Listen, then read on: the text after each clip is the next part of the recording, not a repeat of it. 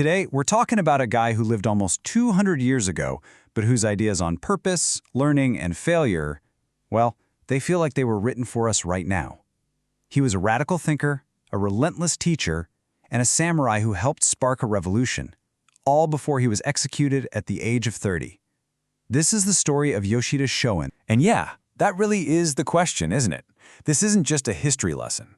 We're going to dig into how his philosophy, which was forged in a time of just incredible turmoil, offers this powerful framework for living a life of meaning and impact, even here in the 21st century. Okay, let's start right here, because this is the foundation for everything else. Shoin's whole worldview kicks off with this single powerful idea. Forget your goals, forget your to-do lists, just for a second. He's saying that before you can do anything, you have to first decide who you're going to be. This isn't some corporate mission statement. It's like the source code for all of your actions. So, let's put a name to this concept. For Shoin, establishing your will wasn't some vague, fuzzy aspiration. No, it was a concrete, all-consuming drive that he called kokorozashi. Kokorozashi. This is probably the most important word in Shoin's entire philosophy. You might see it translated as will or ambition, but it's so much deeper than that. Think of it as your life's grand purpose, right? It's that personal mission that fuels every single decision, every action, and every sacrifice. It's the answer to the question, what kind of person am I trying to become? And here's what's just wild. Shoin wrote this when he was only 17. 17! Even as a teenager, he saw this unbreakable link between having a clear inner purpose and getting anything done in the real world. Without kokorozashi, you're just drifting.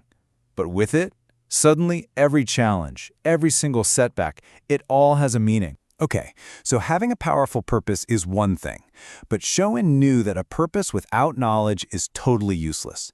He believed that learning wasn't something you did sitting still in a room. Nah, it was something you had to go out and chase, often at great personal risk. And his commitment to this, it was absolute.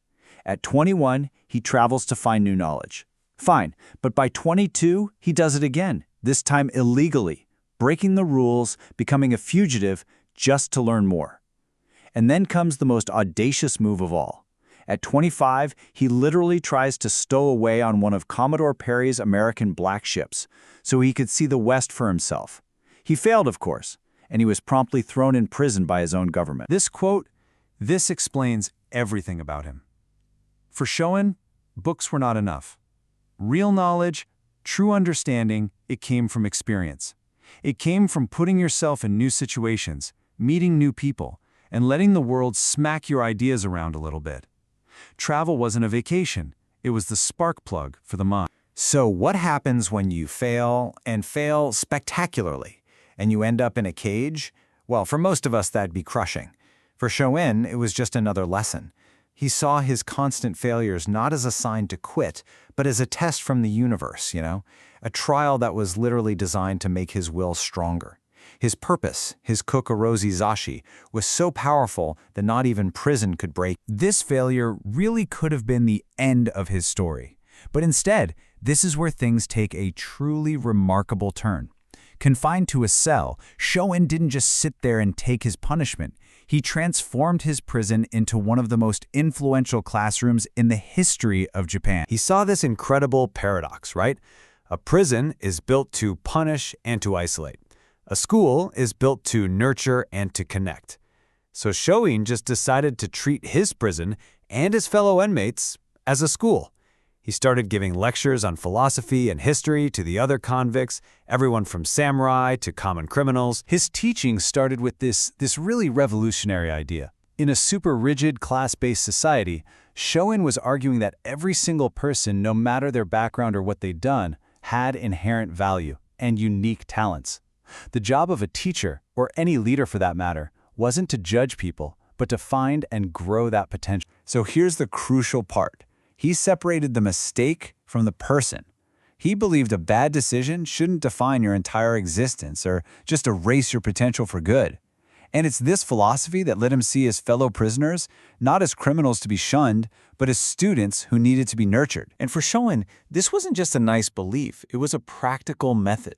He saw human development as this organic process, not some mechanical thing, and he actually broke it down into 4 distinct stages. Get this. He laid out 4 incredible steps. First, you soak them in knowledge, just like a sponge in water. Then you raise them with essential nourishment, like a mother giving a child milk. Third, you imbue them with values, letting it sink in like the fragrance from smoke. And finally, you fire them in the kiln of real-world challenges to forge true, lasting strength. It's this beautiful, holistic vision of education as total human development. After he was released, Shoin started his own little school, the Shokusan-yuku. And it was there that he nurtured the very students who would go on to become the leaders of the Meiji Restoration, the movement that modernized Japan. But his revolutionary ideas, they eventually led to him being arrested again, and this time he was given a death sentence. He was just 30 years old. 30. In that incredibly short time, he lived with an intensity that, let's be honest, most people don't find in 100 years. And as he faced his own execution, his writing became laser-focused on the meaning of life and death. You can just feel it, right? There's no fear in these words, only this calm sense of completion. For showing when you die was totally irrelevant. The only thing that mattered was whether you had lived true to your purpose, to your path. If your heart was at peace with the life you lived, then death was just the next logical step. I mean, this is such a practical and powerful way to look at your own mortality. Life and death, they aren't the point. They are tools in service of your purpose. So the question isn't, do I want to live or die? The question is, which one, living or dying, is going to better serve my mission? Right here, right now. And this was his final thought, written in his death row diary. He saw his own life, his teachings, his very heart, as seeds.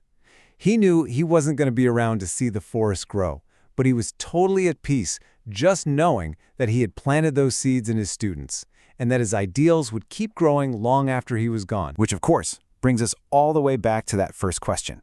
Shoin's life is this powerful reminder that a life's impact isn't measured in years. It's measured in purpose, and it's measured in influence. He kind of forces us to ask ourselves, what is my kokorozashi? What am I learning, not just from books, but from the world? And maybe most importantly, what seeds am I planting today for a future that I may never get to see?